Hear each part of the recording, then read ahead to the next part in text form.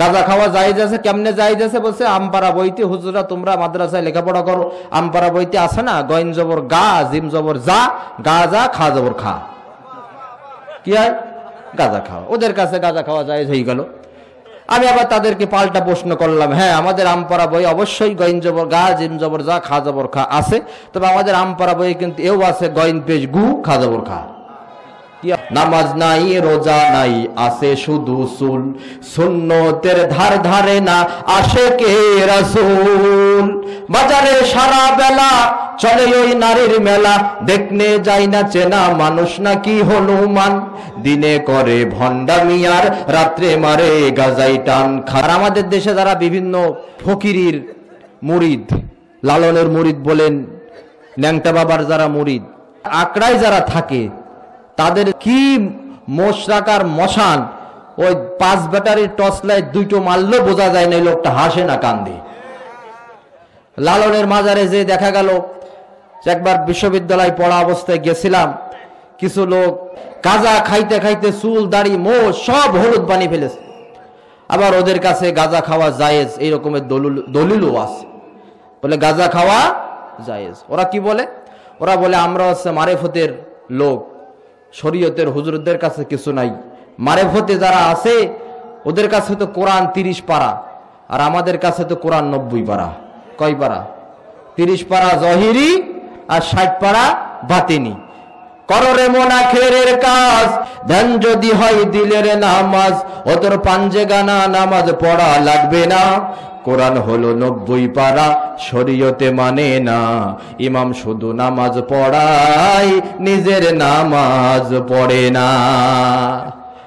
কি যুক্তি! যদি দিল সাফ করতে পারো তাহলে সব কিছু সাফ হয়ে যাবে। সেজদার মতো সেজদা দিলে এক সেজদাই জনম পার। এই চরিত্রের লোক এরা বলে জানাজার নামাজে যাই না, বলছে জানাজার নামাজে যাওয়ার দরকার নেই, জানাজা মানে আছে যাবি যা, না যাবি না যা, তার নাম আছে জানাজা। গাঁজা খাওয়া জায়েজ আছে, কেমনে জায়েজ আছে বলছে আমপাড়া বইতে, হুজুরা তোমরা মাদ্রাসায় লেখাপড়া করো, আমপাড়া বইতে আছে না গইন জবর গা জিম জবর যা, গাঁজা খা জবর খা, কি হয় গাঁজা খাওয়া। ওদের কাছে গাঁজা খাওয়া জায়েজ হয়ে গেল। আমি আবার তাদেরকে পাল্টা প্রশ্ন করলাম, হ্যাঁ আমাদের আমপাড়া বই অবশ্যই গইন জবর গা জিম জবর যা খা জবর খা আছে, তবে আমাদের আমপাড়া বইয়ে কিন্তু এও আছে গইন পেশ গু খা জবর খা, কি হয় তাহলে গাঁজা খাওয়া জায়েজ হলে। ওরা গান গায়, মন পাগল রে গুরু ভজনা, গুরু বিনে শান্তি পাবে না, গুরু নামে আছে সদা, যিনি গুরু তিনি খোদা। নাউজুবিল্লাহ নাউজুবিল্লাহ মিন যালিক।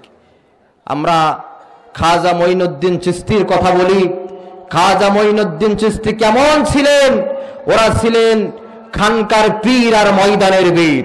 খাজা মঈনুদ্দিন চিশতির হুঙ্কারে পৃথ্বীরাজের স্বৈর শাসক ব্রাহ্মণ্যবাদে পৃথ্বীরাজের পতন ঘটেছে। শাহজালাল আমিনী রহমতুল্লাহ আলাইহির হুঙ্কারে গৌর গোবিন্দের পতন ঘটেছে। ইখতিয়ারউদ্দিন বিন মোহাম্মদ বখতিয়ার খলজির হুঙ্কারে রাজা লক্ষণ সেন পেছনে দরজা ভেঙে পালাইছে। এরা ছিল খানকার পীর আর ময়দানের বীর। শুধু খানকায় বসে ফতোয়া দিলেই হয় না, ময়দানে বাস্তব জীবনে সৎ কাজের আদেশ অসৎ কাজের নিষেধ করার দরকার আছে না নাই? এজন্য খাজার নামে মাজার করে যারা দেখাই খাজার শান, দিনে করে ভণ্ডামি আর রাত্রে মারে গাজাই টান।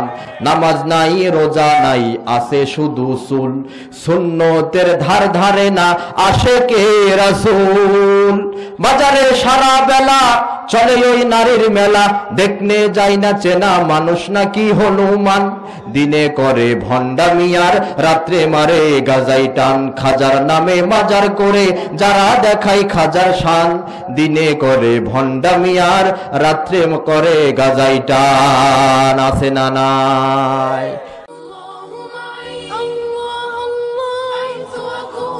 حيث أكون فحياتي حب